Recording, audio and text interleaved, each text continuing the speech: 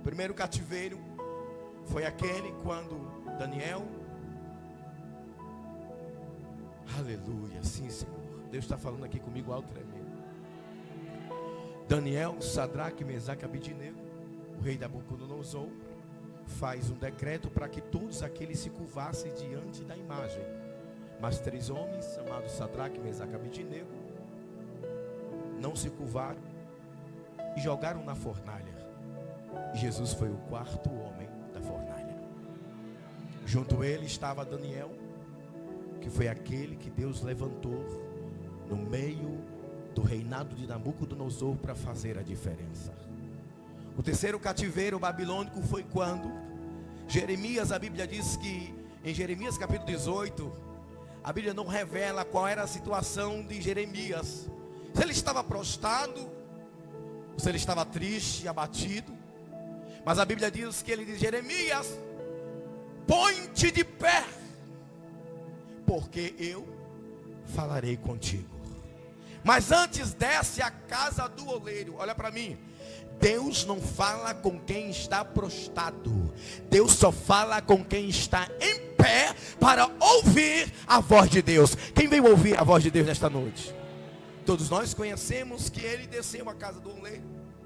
E quando ele estava vendo o oleiro moldando o vaso, ou o barro, a Bíblia diz que o vaso se quebrou e Deus trouxe uma restauração. O oleiro, ele fez outro vaso e renovou aquele vaso. Mas existiu o segundo cativeiro, que é esse que eu vim pregar nesta noite. A Bíblia diz que durante 70 anos Israel ficou preso em um cativeiro babilônico. A Bíblia diz que Ezequiel, quando ele chegou no cativeiro, ele era bem novo. Seus pais estavam lá, sua mãe estava lá. Mas a Bíblia diz que no cativeiro os seus pais morreram, a sua mãe morre, seu pai morre. A Bíblia diz que no cativeiro, depois de muito tempo, Ezequiel casa. E quando ele casa, ele ama a sua esposa. Mas a Bíblia diz que no meio deste cativeiro, a sua esposa morre. E ele não teve nem direito de sepultar a sua esposa. Ezequiel era para ser um homem revoltado, um homem rejeitado, um homem decepcionado. Mas a Bíblia diz que Deus olhou para ele lá do céu. O texto vai dizer que ele era filho de sacerdote. E todos que são filhos de sacerdote, ele cresce sendo também sacerdote. Mas a Bíblia diz que Deus fala com Ezequiel.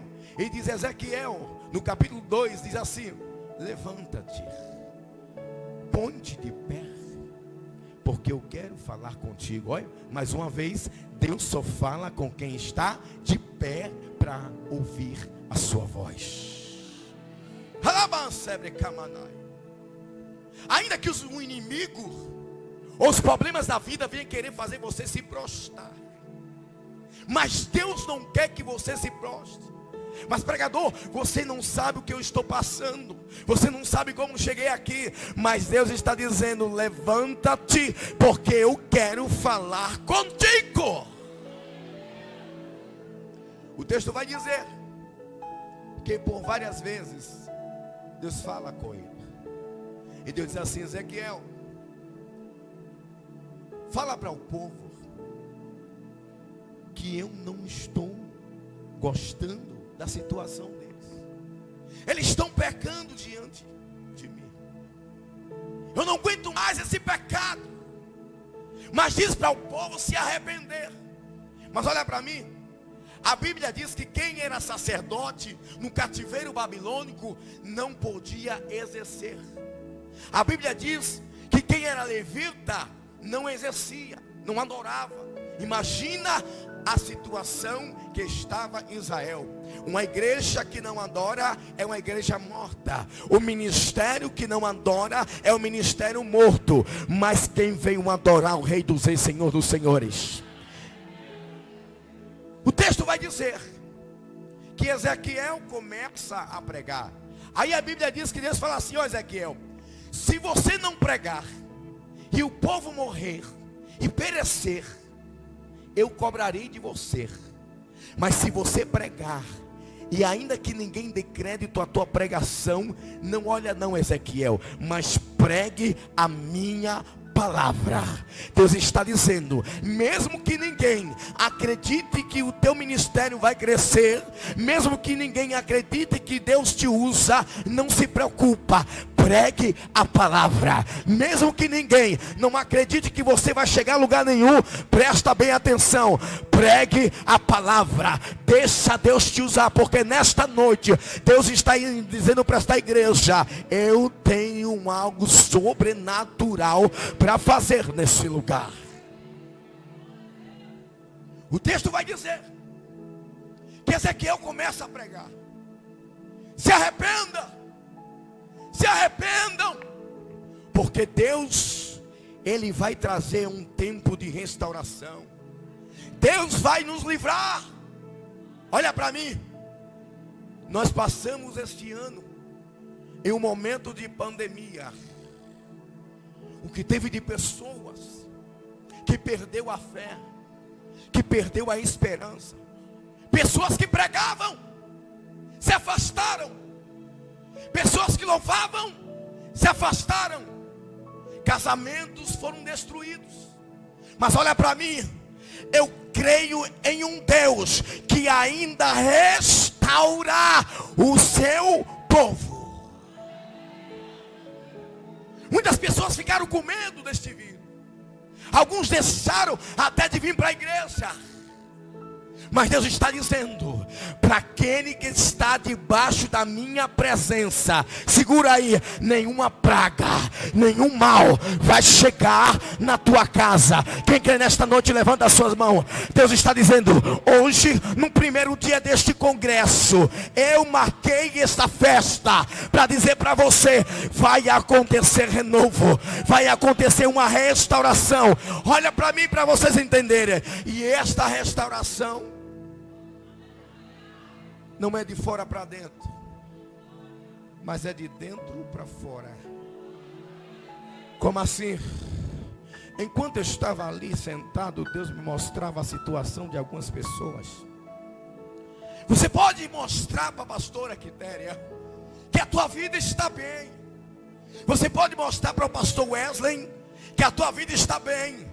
Mas o Deus que tem um raio-x, Ele mostrou nesta noite como está o teu vaso, como está o teu cântaro, como está a tua vida diante de Deus. Mas nesta noite, queira Satanás ou não, no primeiro dia deste congresso, tem restauração, tem renovo. A presença dEle está nesse lugar.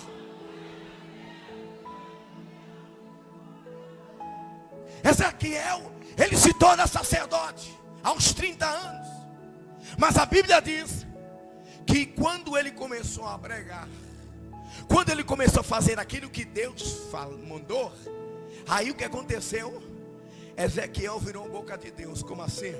O sacerdote é diferente do profeta. O sacerdote, ele ouve o povo e fala com Deus. Mas o profeta é diferente. Ele ouve a Deus e fala para o povo. E nesta noite, Deus trouxe um pequenininho, um profeta de Aracaju, para dizer para você, neste congresso, Deus vai te surpreender. Mas tem um porém. Às vezes, pastora Quitéria, tem pessoas que vai atrás de profecias por aí, revelações, e deixa de crer e ter convicção que Deus é Deus da vida da pastora Quitéria.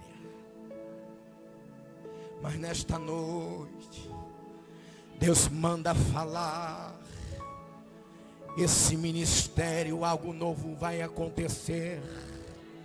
Mas nesta noite, Deus manda dizer, só vai sentir quem estiver em sintonia com Deus nesta noite. E a Bíblia diz que ele se torna profeta. O que Deus falava, passava para ele. Mas olha para mim, e o que ele falava, Deus assinava. Profeta, o que ele fala, Deus assina. Deus não está à procura de homens que pregam bem. que tem eloquência boa. Deus não está à procura de homens e mulheres que cantam bonito. Deus está à procura de adoradores que adoram o Pai em espírito e em verdade. Cadê os adoradores que vêm nesta noite? Levanta a sua mão. Deus está dizendo: eu estou procurando adoradores, porque avivamento, olha para mim. O que é avivamento? Avivamento é trazer vida àquilo que está morto. Deus está trazendo vida nesta noite. Deus está trazendo um grande avivamento nesta noite. Deus está dizendo: estou mudando a situação de pessoas nesse lugar. Você não falava mais em mistério com Deus, em línguas estranhas.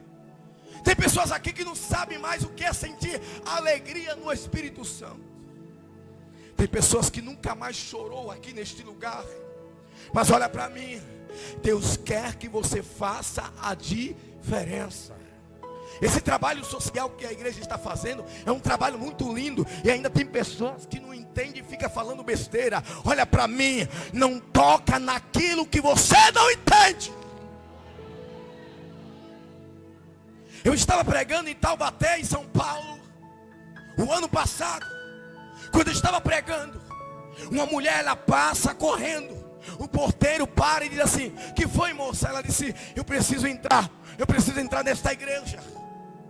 Ela era a esposa de um traficante, e os homens estavam procurando ela para matar, mas ela estava ardente da palavra. Mas naquele dia, ela entrou na igreja, ouviu uma palavra como essa e aceitou a Jesus como o único Salvador da sua vida. Ezequiel começa a pregar, o povo começa a ouvir, mas a Bíblia diz que em uma visão, em espírito, a mão do Senhor leva ele em um vale. O texto vai dizer que o vale não era somente de ossos, mas era ossos sequíssimos. A mesma mão que vai te levar, que levou você para um vale, para que você venha aprender, essa mesma mão vai te tirar deste vale e vai mudar a situação da sua vida. Deus está me dizendo aqui que tem mulheres aqui que só Deus sabe como está o casamento dela. Deus está me dizendo que tem homens aqui que só Deus sabe como é que está a vida dele. Talvez ele quer mostrar para sua esposa que está bem, mas o meu Deus, que conhece a sua vida, que conhece a sua casa, que conhece a sua família, ele está dizendo: eu estou vendo como você chegou nesse lugar. Mas nesta noite, diz o Senhor, tu serás diferente, porque a minha presença está pairando neste lugar.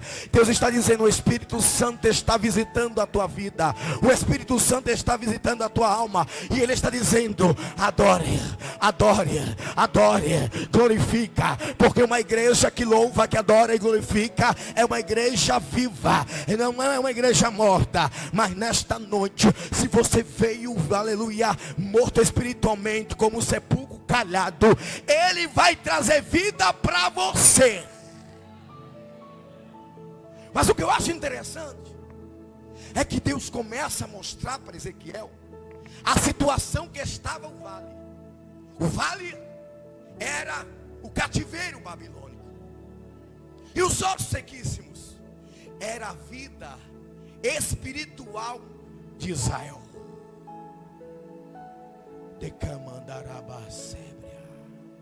E a pergunta desta noite é: como está a tua vida espiritual? Nós estamos em um congresso de avivamento, mas diga assim para o seu irmão: avivamento começa em mim. Então comece a olhar para a tua vida nesta noite. Para de olhar a santidade de A, de B e C. Para de olhar porque fulano se veste assim assado. Para de olhar porque fulano faz isso. Olha para mim, cada um prestará conta diante de Deus, mas o adorador, ele tem a aparência de Cristo, ele tem semelhança de Cristo, ele tem a presença de Deus.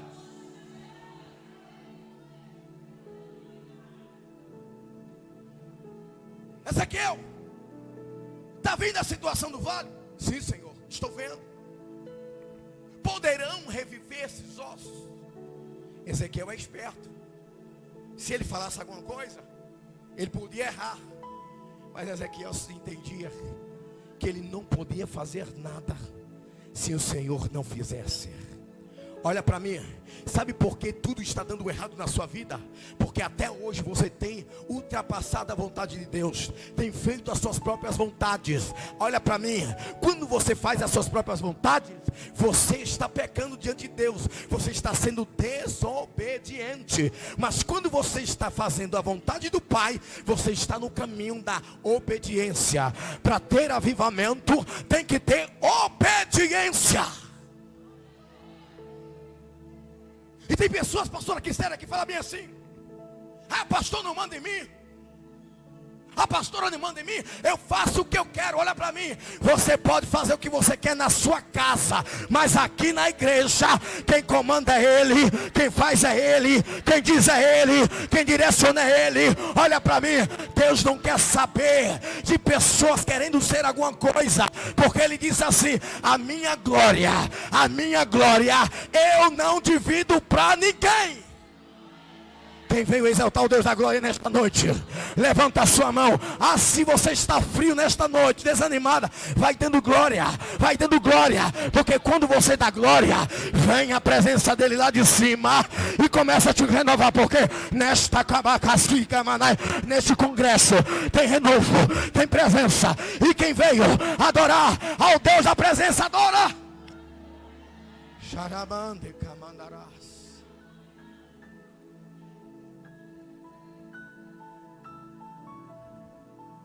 Não vale. Tem sofrimento. Não vale. Tem amargura. Não vale. Tem decepção. Quantos se afastaram de você no momento da luta? Quantos se afastaram de você no momento da queda? Quantos olham para você só quando você tem alguma coisa para oferecer? Mas nesta noite, Deus manda te dizer: o avivamento vai começar também na sua casa. Deus está dizendo: eu estou visitando a tua casa. Por quê? Enquanto você está aqui adorando, Ele está entrando na tua casa, e aquilo que está bagunçado, Ele vai colocar tudo no lugar. Enquanto você está aqui adorando, Ele vai trazer renovo, Ele vai trazer uma limpeza espiritual. Está visitando o teu esposo nesta noite, está visitando os teus filhos nesta noite, está visitando a tua vida financeira nesta noite, está visitando a tua vida espiritual nesta noite, está visitando o teu ministério nesta noite, está visitando esta igreja nesta noite, está trazendo um renovo nesta noite. E quem veio adorar, sinta, vá sentindo a presença, porque é o primeiro dia do congresso, e Ele está dizendo: tem presença, tem avivamento, tem renovo. Olha para mim. Avivamento tem que ter compromisso com a palavra. Avivamento tem que ter perdão. Avivamento tem que ter humildade de reconhecer quando você erra diante de Deus. Avivamento tem que ter princípios na palavra. Não adianta que eu pregar oba-oba se eu não vivo a palavra. Não adianta eu ir atrás de profecia e revelação, porque a maior profecia é a palavra.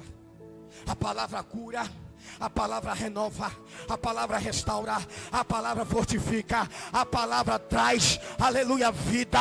A palavra liberta o homem do pecado e leva para o céu. Quem está entendendo nesta noite? Nesse primeiro dia de congresso, Deus está dizendo: tu não vai ser mais a mesma. Tu não vai ser mais o mesmo. Por quê? Porque a minha presença, diz o Senhor, está neste lugar. É no vale, pastora Quitéria, que a gente sabe quem são os nossos amigos.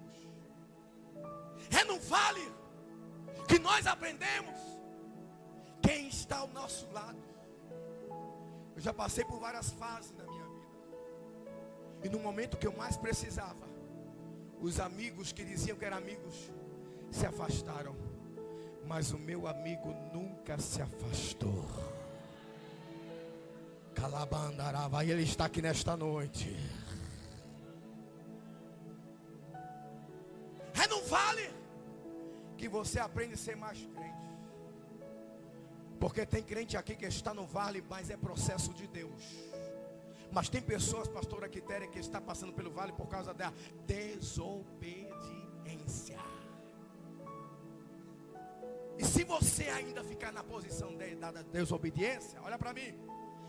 Entra ano, sai ano e a tua vida não muda.